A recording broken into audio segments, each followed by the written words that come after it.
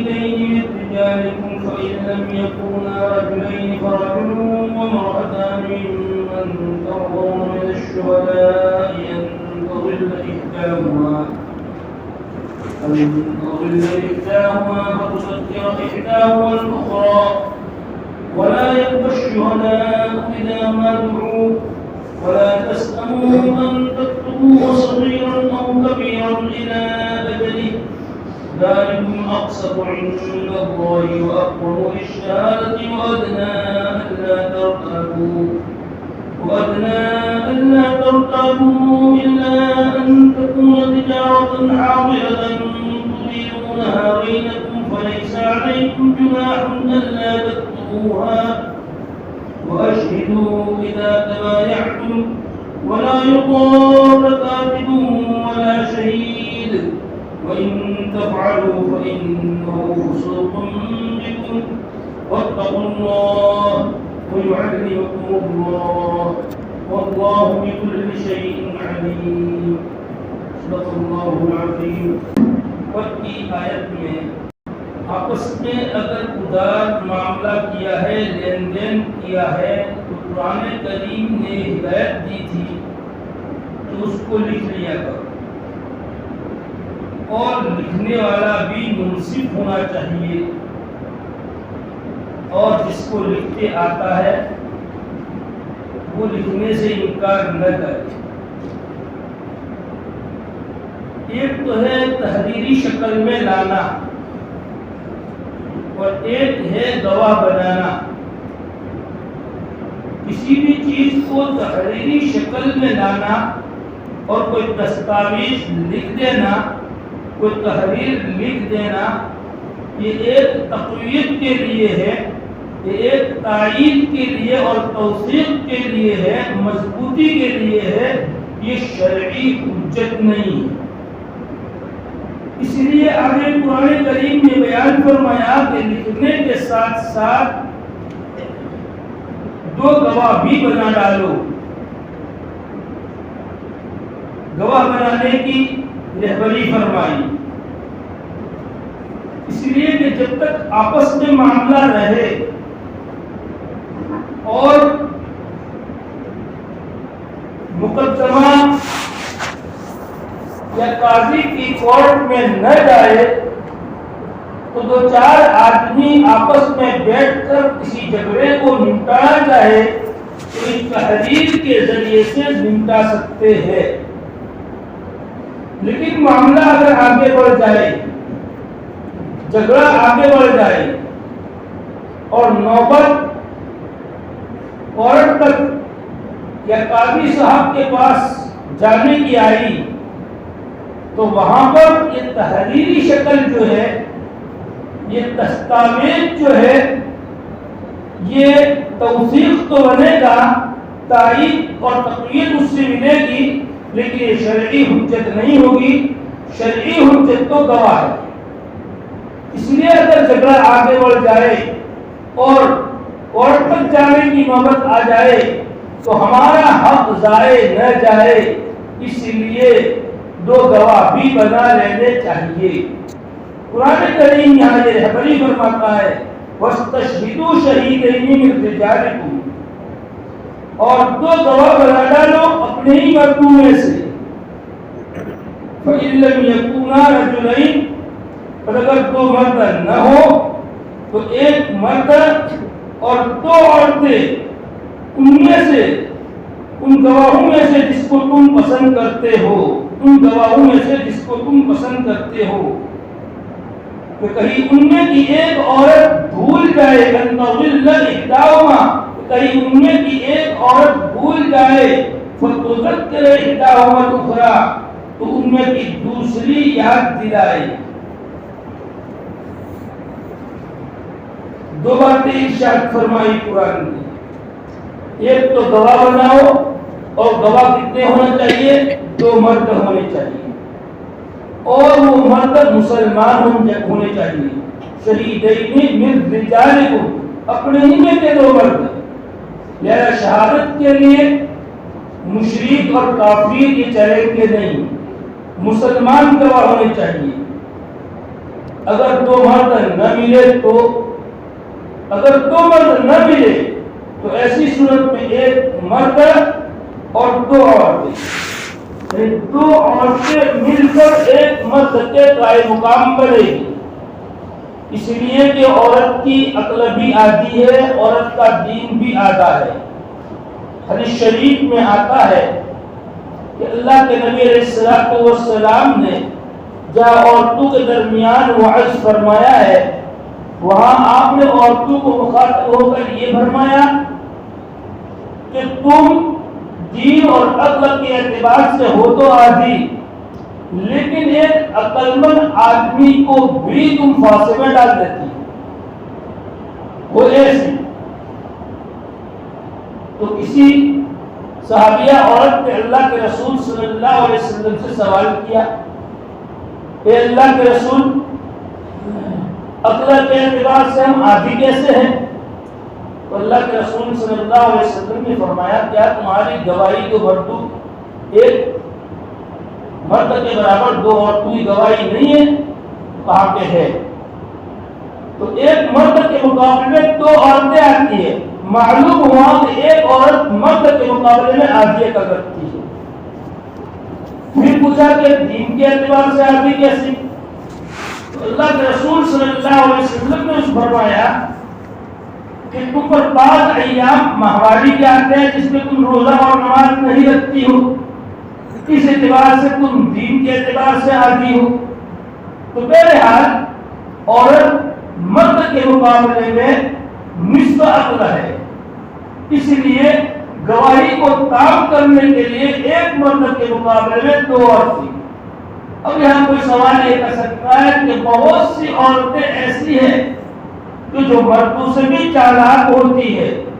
اور مردوں سے بھی عقل زیادہ رکھتی ہے، تو یہ چند عورتوں کو لے کر کوئی اعتراض نہیں کیا جا سکتا ہے۔ تخمینہ اور اندازہ جو لگایا جاتا ہے وہ اکثر کو دیکھ کر لگایا جاتا ہے، اور عام مدن یا کسی ایک مخصوص علاقے کے جس علاقے کے مرد کو لیا گیا ہے اسی علاقے کی عورت کو بھی لیا جائے کہ اس علاقے کے مرد اور اس علاقے کی عورتوں میں تناسب لگایا جائے اور مقابلہ کیا جائے، تو اس اعتبار سے پتا چلے گا کہ اکثر مرد اکثر عورتوں کے مقابلے میں عقل مند ہوتے ہیں۔ کہیں کھان اگر کوئی عورت کسی مرد سے عقل مند نکل آئی تو اس کو لے کر اعتراض اور اشکال نہیں کیا جا سکتا۔ ضابطہ کلی ہوتا ہے، کسی جزوی کو لے کر کوئی ضابطہ بنایا اور قاعدہ بنایا نہیں جا سکتا۔ اسی لیے یہ کلی ضابطہ ہے کہ اکثر عورتیں جو ہوتی ہے وہ اکثر مردوں کے مقابلے میں نصف عقل رکھتی ہے۔ اور گواہ کیسے ہونا چاہیے؟ ممن ترضون من الشہداء، جس کو تم پسند کرو، یعنی عادل ہو، گواہ فاسق نہ ہو، فاجر نہ ہو، گنہگار نہ ہو کہ گواہی دینے میں 19-20 کرے، گواہی دینے میں ٹال مٹول کرے اور صحیح ڈھنگ کی گواہی نہ دے، بلکہ منصف گواہ ہونا چاہیے، کہیں پھوٹ نہ جائے گا۔ رشوت لے کر کسی کی طرفداری نہ کرنے لگے، منصف اور عادل گواہ ہونے چاہیے، چاہے مرد ہو چاہے عورت ہو۔ اور قرآن یہ فرماتا ہے کہ دو عورتیں کیوں رکھی؟ کہیں کہ کوئی عورت گواہی دینے میں اگر بھول گئی،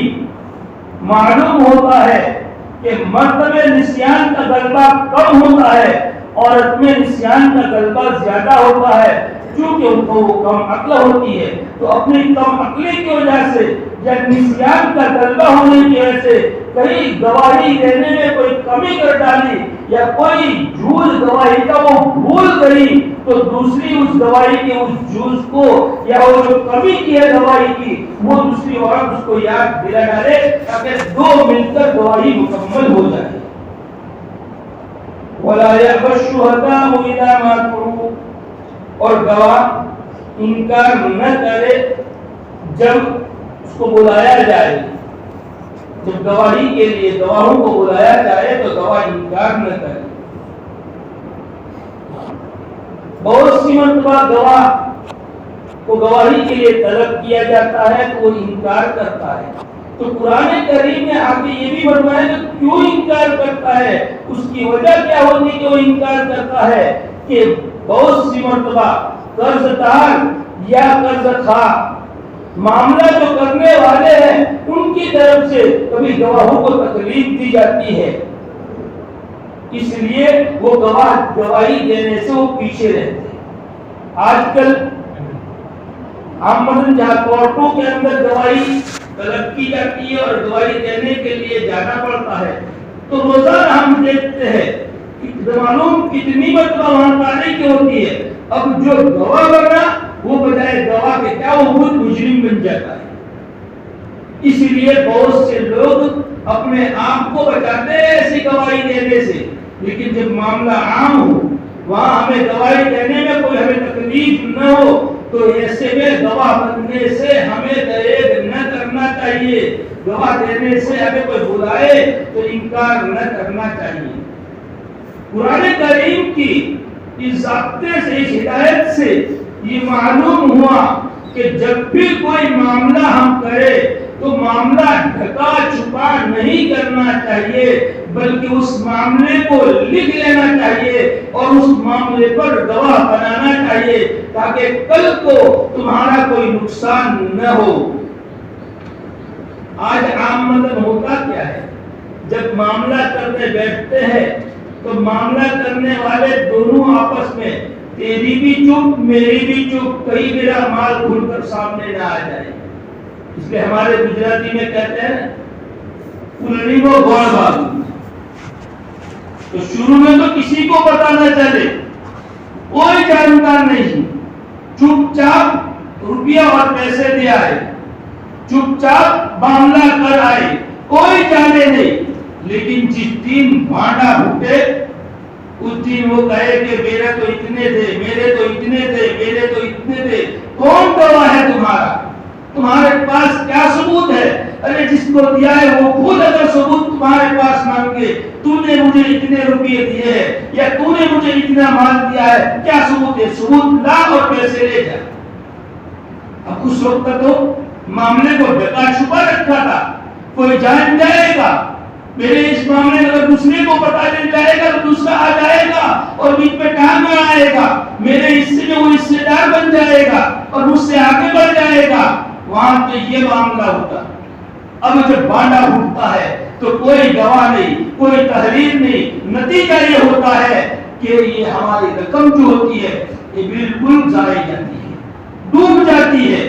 اس لیے شرعی ضابطہ جو ہے، شرعی ہدایت جو ہے، تو شرعی ہدایتوں اور شرعی ضابطوں پر عمل کرنے کی وجہ سے انسان عام مطلب نقصان نہیں اٹھاتا، کوئی نہ کوئی گواہ اس کا مل جاتا ہے، کوئی نہ کوئی تحریر اس کی مل جاتی ہے کہ دیکھو اس تحریر کی وجہ سے میرا یہ حق ہے اور میں تمہارے پاس یہ حق مانگ رہا ہوں۔ اس تحریر کی وجہ سے، اس دستاویز کی وجہ سے بہت سے ایسے حقوق زندہ ہوئے ہیں جو حقوق مر چکے تھے،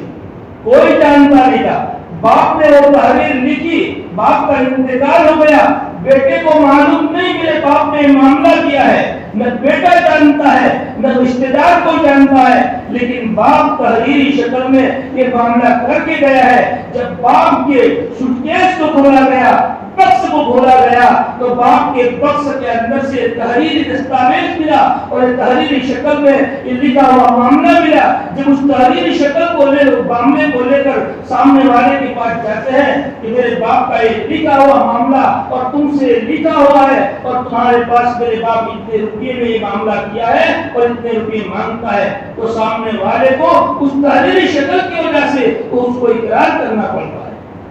اور اس میں گواہ بھی ہوتے ہیں جو لکھائی کی گئی ہے، تو گواہ کے طور پر دو آدمیوں کی یا تین آدمیوں کی دستخط بھی ہوتے ہیں اور بہت سے لوگ گواہ بھی موجود ہوتے ہیں اور گواہی بھی دیتے ہیں کہ ہاں ہماری موجودگی میں معاملہ ہوا ہے اور ہم گواہ ہیں۔ تو بہت سے ایسے معاملات، بہت سے ایسی رقمیں ایسی ہوتی ہے جو مر چکی ہوئی ہوتی ہے، کسی کو معلوم نہیں، اور اس تحریری شکل کی وجہ سے، ان گواہوں کی وجہ سے وہ زندہ ہوتی ہے۔ یہ ہے شرعی ہدایت پر عمل کرنے کا نتیجہ۔ آگے قرآن فرماتا ہے وَلَا تَسْأَمُوا أَن تَكْتُبُوهُ صَغِيرًا أَوْ كَبِيرًا إِلَىٰ أَجَلِهِ اس کو لکھنے سے نہ اکتاؤ، چھوٹا ہو یا بڑا ہو، الی اجل اس کی مدت تک، جو اس کی مدت ہے، معاملے کی جو مدت ہے، ادار کی جو مدت ہے، وہ معاملہ چاہے چھوٹا ہو چاہے معاملہ بڑا ہو، لکھنے سے نہ اکتاؤ۔ گواہوں کو لکھنے کے لیے بلایا جائے تو گواہ فوراً لکھ لے، اس سے اکتائے نہیں، یہ چھوٹا معاملہ ہے، اس میں کیا لکھنا ہے۔ بہت سی مرتبہ ایسا ہوتا ہے کہ معاملہ چھوٹا ہوتا ہے اور چھوٹا سمجھ کر ہم اس معاملے کو چھوڑ دیتے ہیں، اور یہی چھوٹا معاملہ بہت بڑے فتنے کا اور بہت بڑے جھگڑے کا، جس کے اہل خاندانوں کے ٹوٹنے کا ذریعہ بنتا ہے۔ اس لیے کسی بھی معاملے کو چھوٹا نہ سمجھے، بلکہ ہر معاملے کو معاملہ سمجھ کر اس کے لکھنے کی اور اس کو کیا تحریر شکل میں لانے کی پوری کوشش کرے اور اس سے دریغ نہ کرے۔ ذالکم اقسط عند اللہ، یہ لکھ لینا، ذالکم یہ لکھ لینا اللہ تبارک و تعالیٰ کے نزدیک زیادہ انصاف کی بات ہے، وَأَقْوَمُ لِلشَّهَادَةِ، اور شہادت کے لیے زیادہ درستگی کی بات ہے، وَأَدْنَىٰ أَلَّا تَرْتَابُوا، اور زیادہ بہتر ہے کہ تم شک نہ کرو۔ کہ اللہ تبارک و تعالیٰ کے نزدیک لکھ لینا انصاف کی بات ہے، اور شہادت اور گواہی کے لیے درست ہے، اور کوئی شک نہ کرے کہ صحیح معنی میں اس کے پاس مانگتا ہے یا نہیں مانگتا ہے، کہ ایسے ہی مانگتا ہے، شک تک نہ پہنچے، شک اس کے لیے یہ بہتر ہے کہ تمہیں لکھ لیا کرو۔ الا ان تکون تجارۃ حاضرہ، مگر یہ کہ تجارت موجود ہو، نقد ہو، مگر یہ کہ تجارت نقد ہو، تدیرونہا بینکم، جس کو تم آپس میں کرتے ہو، مگر یہ کہ تجارت نقد ہو جس کو تم آپس میں کرتے ہو، فلیس علیکم جناح الا تتقوا، تو تم پر کوئی حرج اور کوئی گناہ نہیں ہے کہ تم اس کو نہ لکھو۔ اگر معاملہ نقد ہے، لین دین نقد ہے، سودا بازی نقد ہے، لیا اور دیا، ادھار معاملہ نہیں ہے، تو ایسی صورت میں اگر نبی لکھو تو کوئی حرج نہیں ہے، کیونکہ نقد ہے، لین دین ہے۔ لیکن اس میں بھی قرآن یہ ہدایت کرتا ہے وَأَشْهِدُوا إِذَا تَبَايَعْتُمْ، جب خرید و فروخت کرو تو گواہ بنا ڈالو۔ فائدہ کیا گواہ بنانا؟ اگر لکھو نہیں، نقد معاملہ ہے، ایک نے رقم دی، دوسرے نے چیز دی، ایک نے چیز دی، دوسرے نے اس کی قیمت دی، معاملہ نقد ہے، لیکن اس وقت ایک گواہ بنا لو، کل کو جا کر چیز دینے والا یہ نہ پھر جائے کہ تو نے مجھے رقم نہیں دی تھی، یا چیز لینے والا مشتری جو ہے کل کو جا کر یہ نہ پھر جائے کہ تو نے، میں نے تو تجھے رقم دے دی تھی لیکن تو نے مجھے مبیع سپرد نہیں کی تھی، یہ جھگڑا نہ ہو جائے۔ اس لیے اس وقت بھی کیا کر، تو نقد ہو تو بھی گواہ بنا ڈالو۔ وَأَشْهِدُوا إِذَا تَبَايَعْتُمْ وَلَا يُضَارَّ كَاتِبٌ وَلَا شَهِيدٌ، اور لکھنے والے کو تکلیف نہ دی جائے اور نہ گواہ کو۔ کیا مطلب لکھنے والے کو تکلیف نہ دی جائے، لکھنے والے کو نقصان نہ پہنچا جائے؟ لکھنے والے کو کہ کبھی اپنے کام میں مشغول ہے، اپنی ضرورت میں مشغول ہے، اور تم ہر وقت اس کو ٹھیک کرو، تنگ کرو کہ ابھی چل ابھی چل ابھی چل، تو اس طریقے سے لکھنے والے کو اس طریقے سے پریشان نہ کیا کرو، اس لیے کہ لکھنے والے کم ہوں گے، لکھوانے والے زیادہ ہوں گے۔ اس لیے ہر وقت تم اس کے سر پر جا کر کھڑے ہو، وقت بے وقت جا کر کھڑے ہو، طوفان میں 1 بجے جا کر اس کی کنڈی کھٹکھٹائی، تم 3 بجے رات میں معاملہ کرتے ہو اور اس کی کنڈی کھٹکھٹا رہے ہو، تو اس طریقے سے لکھنے والے کو دکھ نہ کیا جائے، تنگ نہ کیا جائے۔ دوسرا، اس کو تکلیف نہ دی جائے، اس کا مطلب یہ بھی بیان کیا جاتا ہے کہ لکھنے والا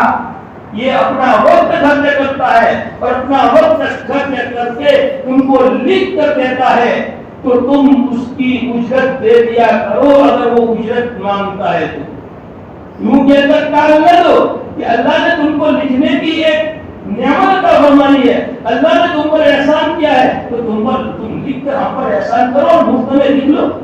ارے بھائی، اس کے بھی بال بچے ہیں، وہ آئے دن تمہارے لکھتا رہے گا تو اپنی کمائی کرے گا کب؟ اس لیے وَلَا يُضَارَّ كَاتِبٌ، کاتب کو تکلیف نہ دی جائے، اس کے لکھنے کا معاوضہ اور جو اجرت ہے، جو اجرت تم سے پہلے طے کرتا ہے لکھنے کی اور اجرت مانگتا ہے تو تم اس کی اجرت دے دو، اجرت میں ٹال مٹول نہ کیا کرو، ٹال مٹول کر کے اس کو تکلیف نہ پہنچاؤ۔ اسی طریقے سے گواہ ہے، تم نے کسی کو گواہ بنایا، اب یہاں سے ولگام جانا ہے تو ولگام اس کو لے کر گئے تو گواہ بیچارہ کھائے بھی اپنا، پیے بھی اپنا، جانے کا آنے کا پیسہ بھی اپنا، تو اس کا مطلب تمہارا کبھی گواہ بنے گا؟ کبھی نہیں بنے گا۔ اس لیے جب تم نے کسی کو گواہ بنایا ہے، جانے آنے کا خرچہ، یہ سارا خرچہ اس کو دے دیا کرو تاکہ دوسری مرتبہ وہ گواہ بننے میں پس و پیش نہ کرے، آگے پیچھے نہ کرے۔ اس لیے نہ گواہ کو تکلیف پہنچائی جائے، نہ کاتب کو تکلیف پہنچائی جائے۔ ایک مطلب یہ بھی بیان فرمایا جاتا ہے کہ اولیاء کو اگر معروف کا صیغہ دے تو کاتب اور گواہ لکھوانے والے کو اور گواہ بنانے والے کو تکلیف نہ پہنچائے۔ ایک کاتب لکھے اور لکھنے میں آگے پیچھے کرے، انصاف کے ساتھ نہ لکھے، جو لکھنا تھا اس سے زیادہ لکھ لیا یا کم لکھ کر لکھوانے والے کو تکلیف نہ پہنچائے۔ یا گواہ جو ہے وقت پر گواہی دینے کے لیے اس کو بلا رہا ہے، تم اس کے عین موقع پر معلوم ہے تم کو اس کا حق ضائع جائے گا اور تم نہیں پہنچ رہے ہو، اور تو ایسے وقت پر تم کیا ہے اس کو نقصان پہنچا رہے ہو۔ تو اس پر کہ اگر کوئی شخص گواہ بنا ہے، دیکھو ایک ہے گواہ بننا اور ایک ہے گواہی دینا، دو چیزیں الگ الگ ہیں۔ گواہ بننا، اگر کوئی دوسرا شخص گواہ بننے کے لیے موجود ہے تو تمہارا گواہ بننا کوئی ضروری نہیں ہے، دوسرا گواہ بن سکتا ہے۔ لیکن اگر تمہارے علاوہ اگر کوئی دوسرا گواہ نہیں ہے اور اس کا حق ضائع جانے کا خطرہ ہے، بلکہ یقین ہے کہ تم اگر گواہ نہیں بنو گے تو اس کا حق ضائع جائے گا، اس کا حق مارا جائے گا، اور تم کو معلوم ہے کہ اگر میں گواہ نہیں بن رہا ہوں تو میرے مسلم بھائی کا ایک حق مارا جا رہا ہے، تو ایسی صورت میں تمہارے لیے گواہ بننا یہ ضروری ہے۔ وَإِن تَفْعَلُوا فَإِنَّهُ فُسُوقٌ بِكُمْ، اور اگر تم ایسا کرو گے تو تمہاری طرف سے گناہ ہوگا۔ ہاں، تم نے اگر کاتب کو تکلیف پہنچائی یا تم نے گواہ کو تکلیف پہنچائی تو تم گنہگار ٹھہرو گے۔ فرمایا لا یضار کاتب ولا شہید، کاتب اور گواہ کو تکلیف نہ دینی چاہیے، لیکن اگر کوئی کاتب کو اور گنہگار کو تکلیف پہنچاتا ہے، اس کا حق ادا نہیں کرتا ہے، اس کا عوض اور اس کی اجرت ادا نہیں کرتا ہے، تو ایسی صورت میں یہ گنہگار ہوتا ہے۔ اب اللہ تبارک و تعالی یہ معاملے کی آیت بیان کرنے کے بعد اخیر میں فرماتے ہیں وَاتَّقُوا اللَّهَ وَيُعَلِّمُكُمُ اللَّهُ وَاللَّهُ بِكُلِّ شَيْءٍ عَلِيمٌ۔ ان الفاظ پر ہمیں غور کرنا ہے۔ 3 مرتبہ اللہ کا اسم ذاتی آیا ہے، اللہ کا اسم وَاتَّقُوا اللَّهَ، اللہ سے ڈرو۔ آگے ضمیر لا سکتے تھے اللہ کی،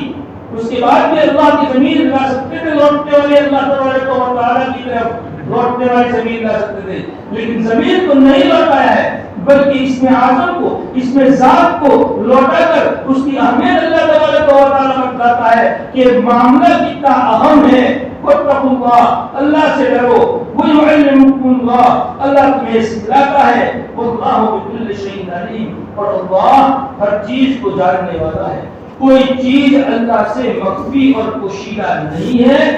اللہ تبارک و تعالی ہر کچھ جاننے والا ہے، سب کچھ جاننے والا ہے۔ اللہ تبارک و تعالی ہمیں اس پر عمل کرنے کی توفیق عطا فرمائے اور ہمارے معاملات